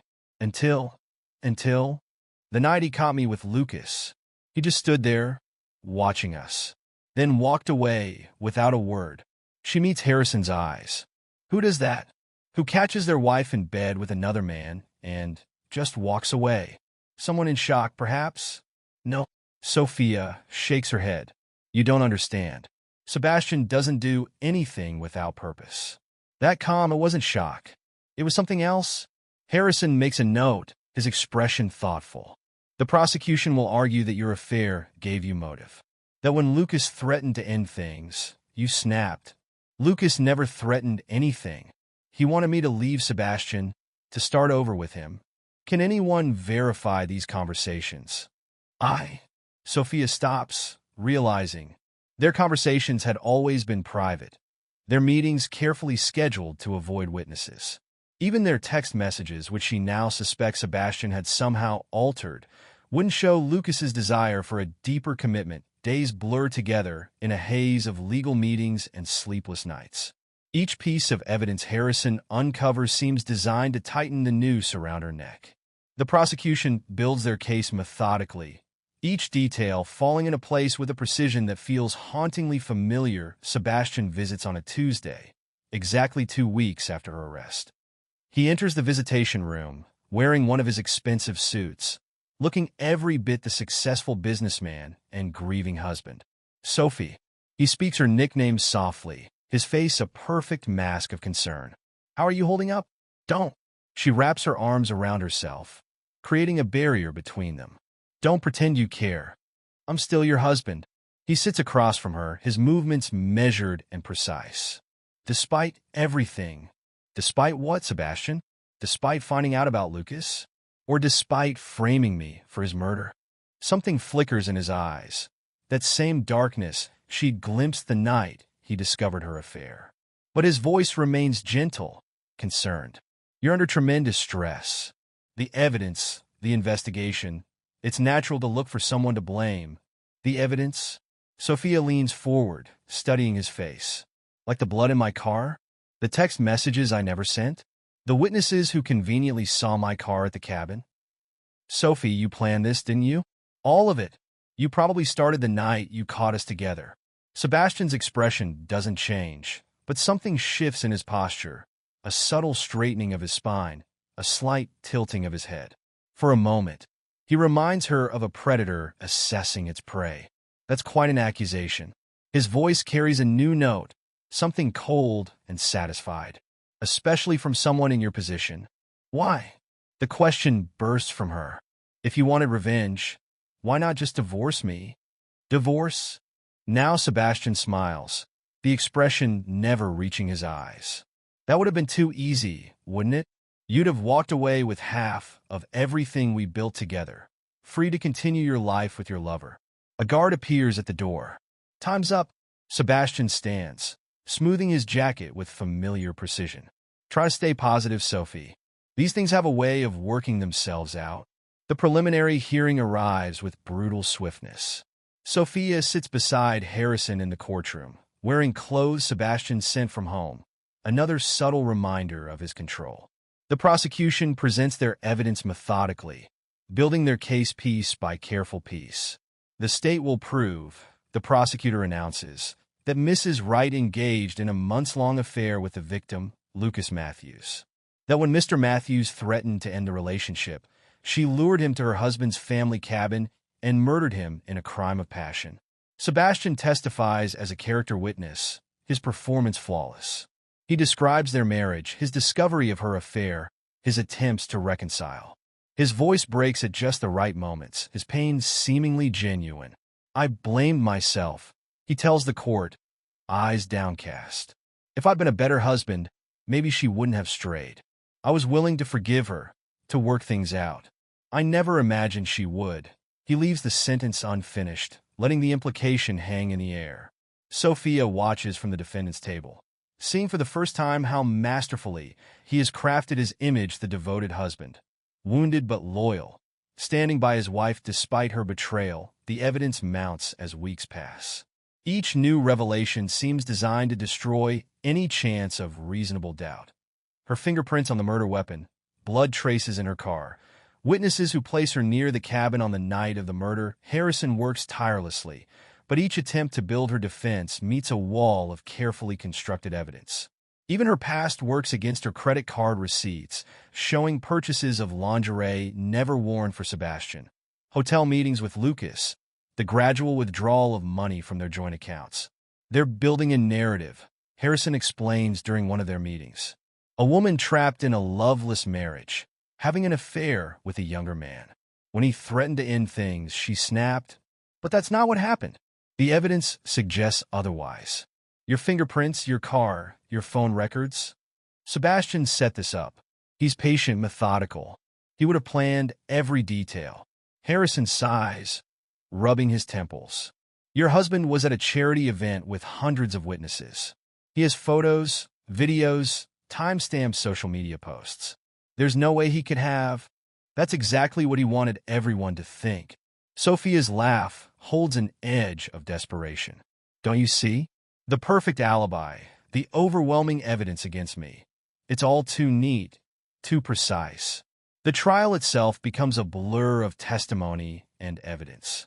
The prosecution builds their case methodically, presenting a picture of a calculating woman who murdered her lover in a crime of passion.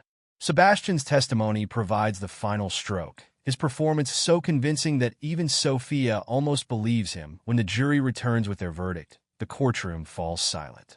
Sophia stands on shaking legs, Harrison's supportive hand on her arm. On the charge of first-degree murder, the jury foreman reads, "We find the defendant guilty." The words echo through the courtroom like physical blows. As the judge reads her sentence, life in prison, Sophia catches Sebastian's eye across the room. For just a moment, his mask slips, and she sees the truth behind his calm exterior. Not weakness, not acceptance, triumph. She understands now, too late, how completely he had orchestrated her destruction. Every piece of evidence, every witness statement, every subtle detail had been carefully arranged to ensure her conviction. The quiet man she dismissed as weak and uninteresting had planned and executed the perfect revenge. Yes, they lead her away.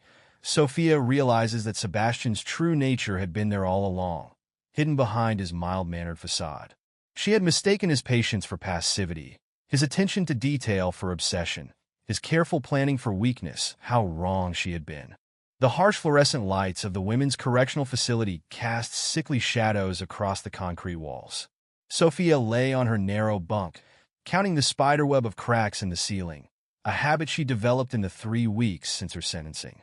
The orange jumpsuit felt like sandpaper against her skin, a constant reminder of her new reality outside her cell. The daily rhythm of prison life played out in metallic clangs and echoing footsteps. A guard's keys jingled, followed by the heavy thud of cell doors opening and closing. Somewhere down the block, a woman sobbed quietly. "Right!" The guard's sharp voice startled her from her thoughts. Officer Martinez stood at her cell door, her expression unreadable. "You've got a visitor?" Sophia frowned. Her court-appointed attorney, Harrison, wasn't due until next week, and her family had stopped visiting after the conviction. Their absence spoke volumes about Sebastian's influence, how carefully he'd shaped public opinion against her. "Who is it?" Martinez shrugged. "Your husband." The word hit like a physical blow. Sophia's hands began to tremble as she stood, smoothing the coarse fabric of her jumpsuit in a futile attempt at dignity. The walk to the visitation room felt like a march to execution. Each step echoed off the institutional walls, mixing with the pounding of her heart. Other inmates watched her pass, their eyes holding a mixture of curiosity and judgment. "The notorious husband killer," they whispered. "The cheating wife who murdered her lover." But if they only knew the truth. Sebastian waited in the visitation room, a study in calculated perfection. His charcoal suit looked freshly pressed, his posture relaxed yet commanding as he sat at the metal table. The fluorescent lights caught the silver threading through his dark hair, a distinguished touch that Sophia had once found attractive. "You look terrible," he said by way of greeting, his eyes taking in her prison-issued attire. "Orange really isn't your color." Sophia sank into the chair across from him, conscious of the security cameras tracking their every move. "What do you want, Sebastian?" Direct as always. He placed a manila envelope on the table between them. "I brought you something. Consider it an early Christmas present." The envelope felt heavy in her hands. Inside, she found divorce papers, the legal language stark and unforgiving. Her fingers traced over Sebastian's signature, already in place at the bottom. "Irreconcilable differences," she read aloud, her voice bitter. "Is that what we're calling premeditated murder these days?" Sebastian's lips curved into a smile that never reached his eyes. "Now, Sophie, we both know how dangerous false accusations can be. Just look where they've landed you. Why now?" She gestured at the papers. "Why not wait until my appeals?" "Appeals?" He laughed softly. "Do you really think you'll win an appeal? The evidence against you is overwhelming. Every judge who reviews your case will find the same thing: proof of your guilt written in fingerprints, DNA, and witness statements. Evidence you planted, allegedly." Sebastian leaned forward, his voice dropping to an intimate whisper. "But that's the beauty of it, isn't it? No one would ever believe that quiet, methodical Sebastian Wright could orchestrate something like this. The grieving husband, standing by his unfaithful wife even after she murdered her lover? It's the perfect cover story." "You're enjoying this," Sophia realized, studying his face. "You've been enjoying it since the beginning." "Of course I have." His expression hardened. "Do you know what it was like watching you throw away 15 years of marriage? Seeing you sneak around with Lucas, thinking I was too stupid to notice? So you killed him. I executed him." Sebastian's correction came sharp and precise. "There's a difference, and I made sure he understood why before the end." Sophia's stomach churned. "What do you mean?" "I wanted him to know that his death would destroy you. That everything, the evidence, the witnesses, the perfectly crafted trail leading to your conviction, was designed to make you suffer." His eyes glittered with a cold satisfaction. "He begged, promised to leave town, to never see you again. But it was never about him. Tell me," Sophia demanded, her voice raw. "Tell me exactly what you did. You owe me that much." Sebastian studied her for a long moment, then nodded. "Why not? It's not like anyone would believe you anyway." He settled back in his chair, as comfortable as if he were giving a business presentation. "First, I needed to establish your connection to the cabin. That was easy. We'd spent so much time there over the years. Your fingerprints were already everywhere. The trick was making it look like you'd been there recently with Lucas, the witness who saw my car. Paid off, of course. Though technically, they did see your car that night. I just happened to be the one driving it." His smile widened slightly. "Amazing what you can do with a good wig and some careful timing. The text messages, Child's play. You never did change your passwords, Sophie. Even after I caught you with him. I spent weeks crafting those messages, building a digital trail of your supposed plans to meet at the cabin. The police's tech team verified they came from your phone, your normal locations. Perfect digital breadcrumbs. Sophia's hands clenched into fists. And the charity gala? Your alibi? My masterpiece. Pride crept into Sebastian's voice. 200 witnesses, including the mayor and half the city council. Photos, videos, social media posts, all carefully orchestrated to prove I couldn't possibly have been at the cabin. I made sure to speak with every important guest, appear in countless pictures. The mayor even mentioned me in his speech. A generous donation has a way of making people remember you fondly. While you were really dealing with Lucas, Sebastian's expression darkened. Oh, I was at the gala, just not for the entire evening. It's amazing how many people will swear they saw you somewhere if you make enough appearances early in the night and again at the end. The human mind fills in the gaps, assumes you were there the whole time. And between those appearances, I paid Lucas a visit. Sebastian's voice turned clinical, detached. He was surprised to see me at first. Thought I wanted to talk, to work things out like civilized men. He actually apologized, if you can believe it. Said he never meant for things to go so far. Sophia closed her eyes, trying to block out the images his words conjured. Stop. But you wanted to know? Sebastian pressed on. You wanted to hear exactly what happened. How I made him understand that his death would be your destruction. How each piece of evidence I planted would ensure you spent the rest of your life in prison. Why not just kill me instead? Because death would be too quick, too merciful. His voice carried genuine emotion for the first time. I wanted you to live, Sophie. To wake up every morning in this cell, knowing that your choices led you here. To watch as the world forgets you, as your youth fades, as everything you valued slips away. A guard approached their table. 5 minutes. Sebastian nodded, then turned back to Sophia. Sign the papers. Let's make this official. And if I refuse, then I'll wait. His smile returned, cold and satisfied. I have all the time in the world, after all. You're not going anywhere. Someone will figure it out, Sophia said, hating the desperation in her voice. Eventually, someone will see through your act. My act? Sebastian stood, straightening his tie. You mean my role as the devoted husband? Standing by you despite your infidelity? Supporting you through the trials? He shook his head. I played that part perfectly. Everyone sees exactly what I want them to see. The wounded spouse. Try to do the right thing. The perfect performance, Sophia spat. Is that what matters to you? Fooling everyone? What matters is justice. Sebastian's voice hardened. You made me watch as you destroyed our marriage, as you flaunted your affair, as you treated 15 years together like they meant nothing. Now I get to watch you lose everything. Your freedom, your dignity, your future. He gathered his briefcase, then paused. You know what the best part is? The truth is right there in plain sight. The quiet husband's revenge, orchestrated down to the smallest detail. But nobody will ever believe it, because nobody ever really saw me. They saw what I wanted them to see, just like you did. You won't get away with this forever. I already have. Sebastian's expression softened into something almost pitying. You made me feel like I was nothing, Sophie. Now you get to be nothing. Just another inmate, another casualty of her own bad choices. That's what everyone will remember. Not the woman you were, but the murderer you're believed to be. He turned to leave, then looked back one final time. Enjoy your new life, Sophie. I hear the next few decades can feel very long in here. The guard led Sophia back to her cell. She sat on her bunk, the divorce papers clutched in her trembling hands. Through the small window, she could see a patch of sky, the same sky she'd once taken for granted.